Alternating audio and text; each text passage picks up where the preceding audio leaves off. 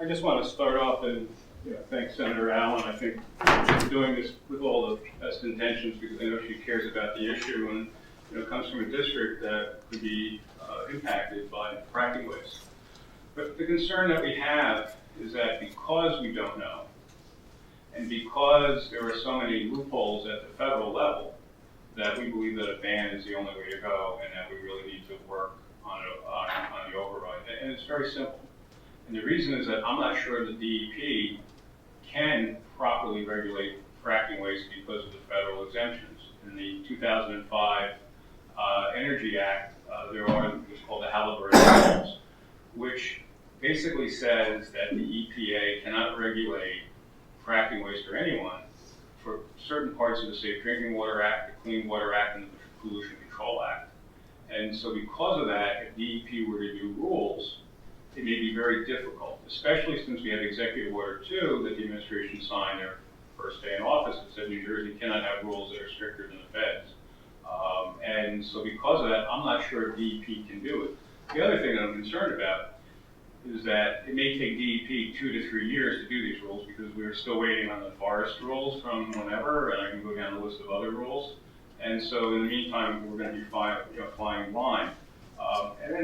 And getting to where we're at now, and again, I think, the senator is right to draw attention to it. Enforcement at DEP is down 60%. Inspections are down over 60%. So things could be coming in here, we have no idea because the inspections aren't getting done and the enforcement isn't getting done.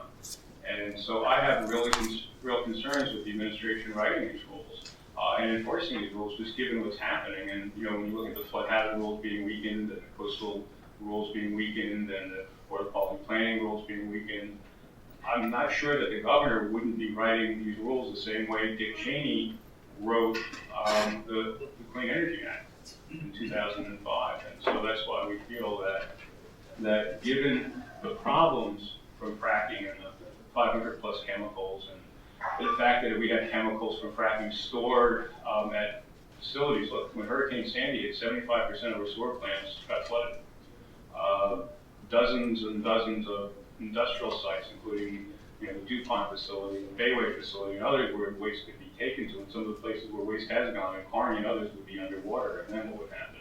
And so we think that even though it's a lot of work to do an override, we think that's where we need to go because, quite frankly, I'm concerned that the governor's rules will not follow legislative intent and will not be strong enough to protect the drinking water for the 15 million people along the Delaware or for anywhere in New Jersey. And that's really why I think that the ban is the best way to go. And we thank the senator because I think it's important that we revisit this issue since it's been a while. And I think what you want to do is a good thing if we didn't have the federal preemption and if we didn't have the Halliburton loopholes. And so thank you, but we really need to get